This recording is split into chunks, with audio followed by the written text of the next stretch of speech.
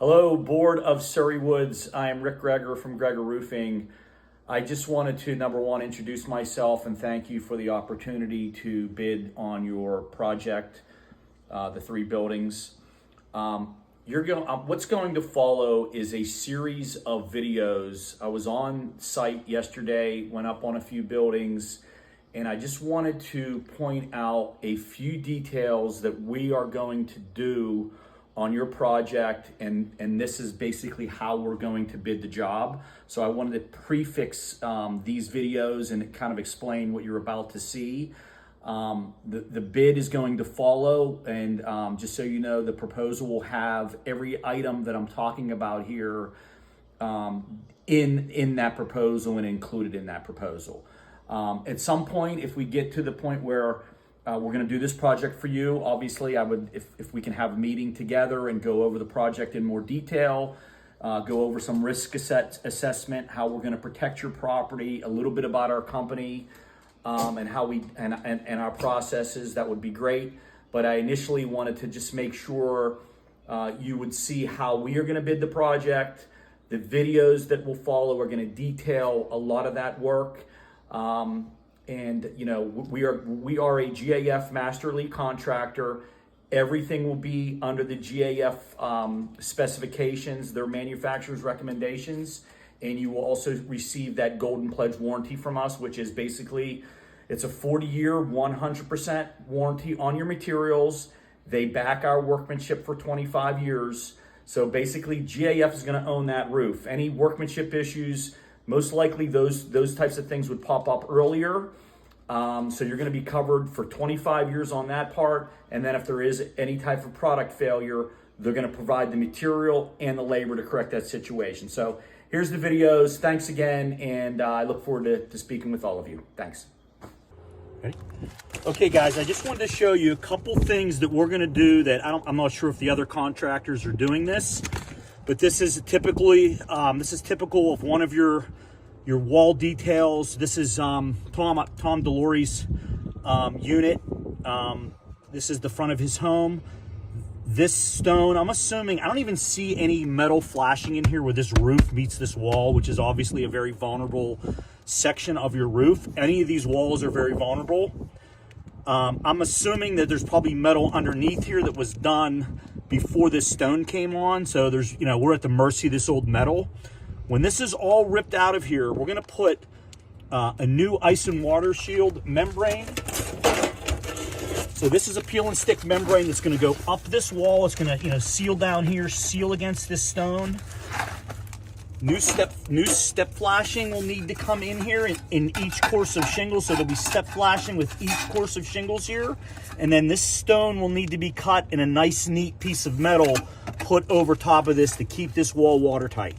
Obviously, this is some labor involved with doing this. So I just, when you are comparing contractors or what they're doing, this is how we're gonna figure things. This is how it should be done for long-term success.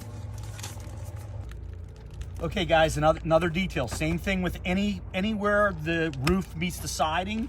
This channel will have to come out. These bottom pieces of siding will have to be lifted out of here. Same thing. New ice and water shield up against this wall. New step flashing up against here, and then everything put back together. So anywhere you guys have shingles roofing that goes up against siding, this will have to be taken out, loosened up, and for new ice and water shield to be put in here and new step flashing to be put in here too. Okay, one other thing, your valleys, all your valleys will have ice and water shield, 3 feet of ice and water shield up the entire length of the valley. This is the width of the ice and water shield. This will go all the way up your valley. We like to put metal in our valleys. You guys have metal in here now. This is, in my opinion, just a better roofing practice to put metal in your valleys. Some of the manufacturers, some of the roofing contractors, they don't put metal in. We're gonna plan on putting metal in your valleys. Okay, same thing with your walls. This is a separate piece of metal than this fascia. This fascia's fine. This can stay here. This will be taken off again, so that ice and water shield can be brought up this wall. and then new step flashing with each course of shingles. So this will be the detail we do again on this wall, and then we will put a new piece of metal in here to counter flash everything, keep everything watertight. This will stay, this will be replaced. Okay, so these are your skylights. I would say any skylight that's older than 10 years, you should take them out and redo them. At the very least, what we would do if you're keeping these skylights, or if a homeowner chooses to keep these skylights, is all this flashing around here would be replaced. The step flashing would come out, this top flashing would come out, and we would redo everything. Velux has a nice flashing kit that we can purchase and put in here. At the very least, you should do that. So this would again have ice and water shield up this curb. So there'd be ice and water shield up this curb, new metal flashing, and then a new casing that goes around these skylights. We would do that at the very least. The issues sometimes with these skylights are the frame itself, where they start to cause problems. They start to cause problems, then you're back to square one, and these things are getting ripped out, and then that expense is obviously a lot more at that point. But I'm going to break them out separately to either change the change the base flashings on here, or just replace the entire unit, and I'll break that out for each homeowner. Okay, so this is typically what we see with pipe flashings. Caulking around here.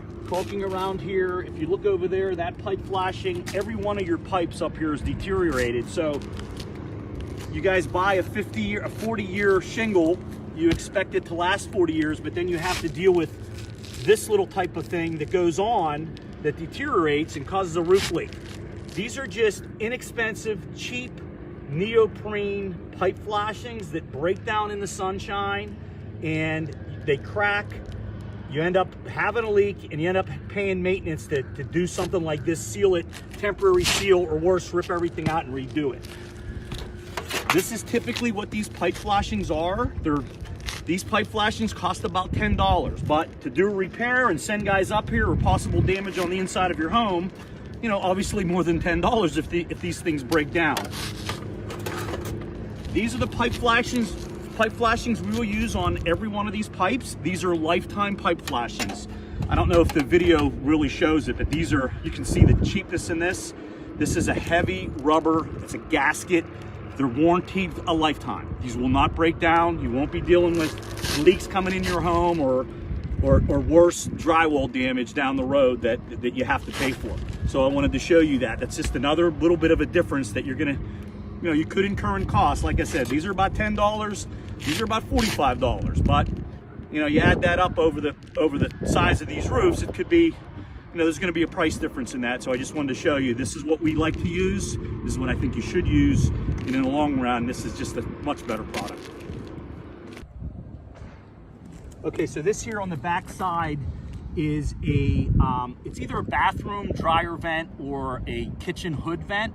We will change all of these on every unit. I only see one on this unit. I really don't even see any on the rest of these units here at 1066 through, I think it's 1058. I only see one of these.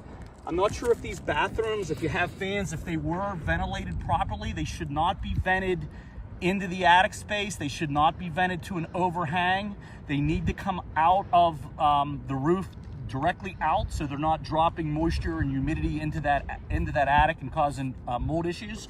So we can do a survey if we get this project and do this for you, where we can make sure every homeowner's bathroom is vented properly, and we would do a hood like that. If we see an existing one, obviously we replace that and redo it. So this is another little area where these valleys come down in the front into a little flat area.